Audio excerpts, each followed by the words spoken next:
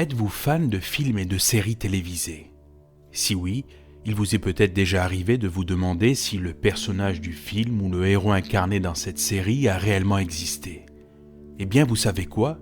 Et cela vous surprendra peut-être, nombre de héros du petit et grand écran ont bel et bien existé. Nous allons dans cette vidéo nous intéresser au personnage emblématique de Ragnar Lodbrok de la série Viking. Héros incarné avec brio par l'acteur Travis Fimmel.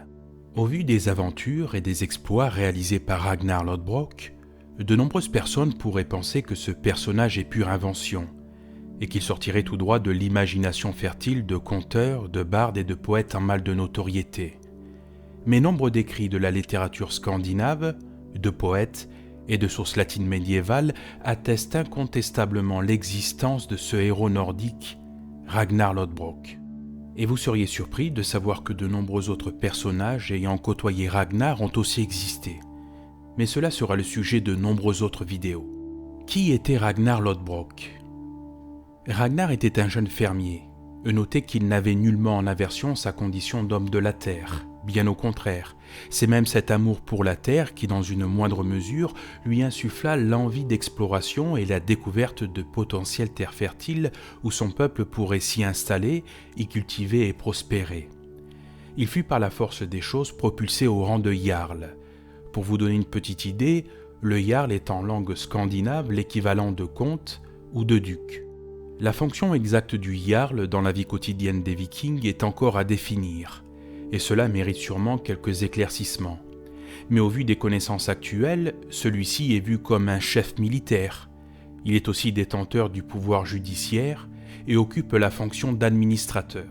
C'est cette soif d'exploration qui conduisit Ragnar Lodbrok à rentrer en conflit direct avec son Jarl. En effet, celui-ci organisait des raids ou expéditions vers les pays baltes, et le butin rapporté durant ces raids restait mince aux yeux de Ragnar, et ce malgré les efforts déployés. Son regard se portait plutôt sur les riches terres de l'Ouest, où des contrées inexplorées et gorgées de richesses n'attendaient plus que lui et ses valeureux compagnons. C'est cette insatiable envie d'exploration qui conduisit Ragnar, accompagné de sa femme, de son frère et de ses compagnons, à monter une expédition clandestine en direction de l'île de Lindisfarne, d'où il pille le monastère.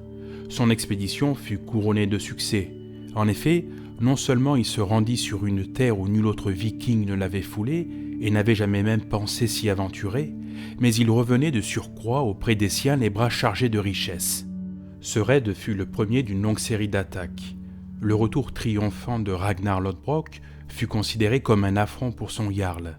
En effet, en plus d'avoir défié son autorité en menant cette attaque sans son accord, celui-ci en revint victorieux et rempli de richesses.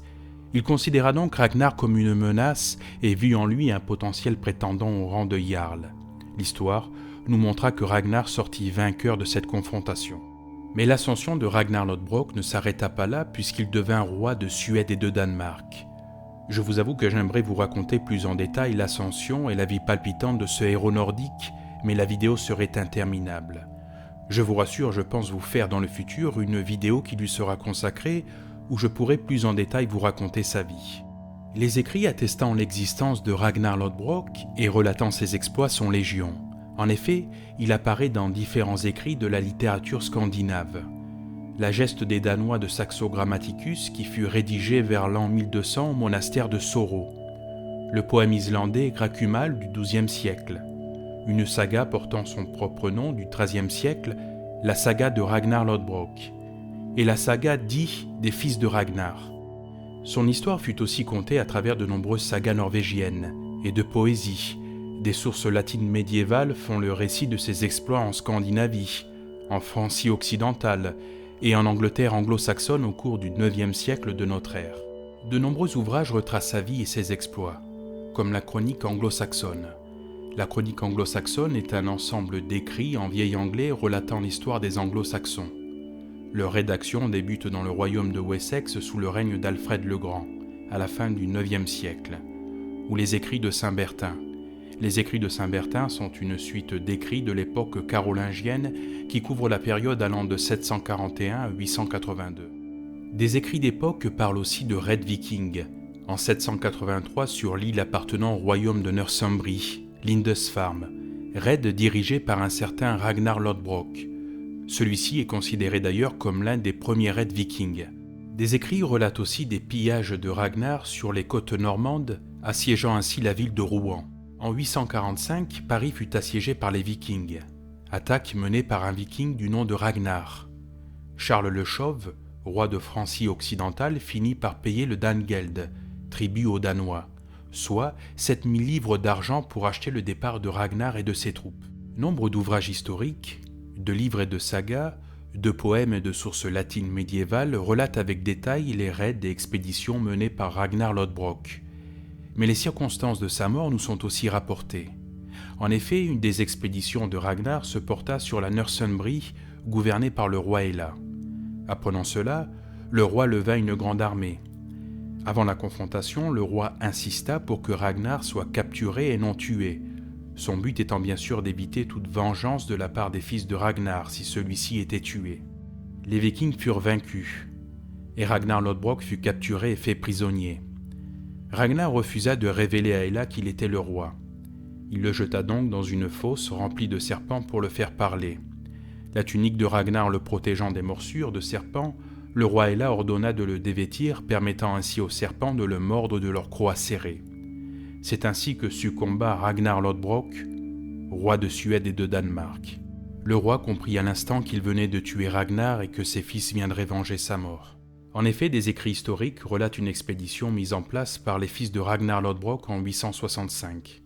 C'est ainsi que Björn Jarlsida Côte de Fer, accompagné d'Ivar Benlos dit Ivar le Désossé, ainsi que Sigurd Œil de Serpent, envahirent le royaume de Northumbrie. Et cette attaque aboutit à la prise de York.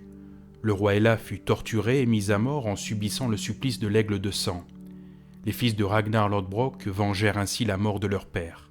D'autres faits historiques relatant les attaques des fils de Ragnar, que ce soit dans l'Empire franc, en Angleterre et jusqu'en Espagne, prouvent encore une fois la véracité de l'existence du viking Ragnar Lodbrok. En effet, en 856, Björn Jarlsida Côte de Fer vient lui aussi sur la Seine, s'installant dans l'île d'Oisel, non loin de Rouen, attaquant les deux rives de la Seine.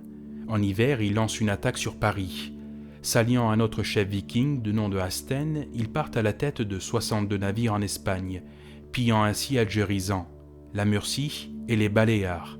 Ils attaquent et pillent aussi Narbonne. Ils passent l'hiver en Camargue, remontent ensuite le Rhône, et de là ils attaquent et pillent Arles et Nîmes. En Italie, ils pillent Pise et Luna.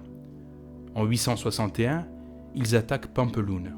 En 865, Ivar Benloz, dit Ivar le Désossé, et deux de ses frères à la tête d'une grande armée attaquent à leur tour la Northumbrie et prennent York, la Northumbrie devenant ainsi un royaume viking.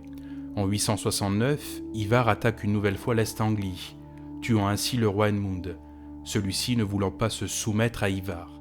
Halfdan, un des fils de Ragnar, tentera lui aussi de prendre le Wessex, mais il fut arrêté lors d'une bataille par le roi Alfred le Grand. Les fils de Ragnar Lodbrok finirent par se partager le royaume de leur père au Danemark, tandis que Ivar Benlos, dit Ivar le Désossé, mourut de vieillesse dans son royaume en Angleterre. Tous ces écrits historiques attestent incontestablement l'existence de Ragnar Lodbrok.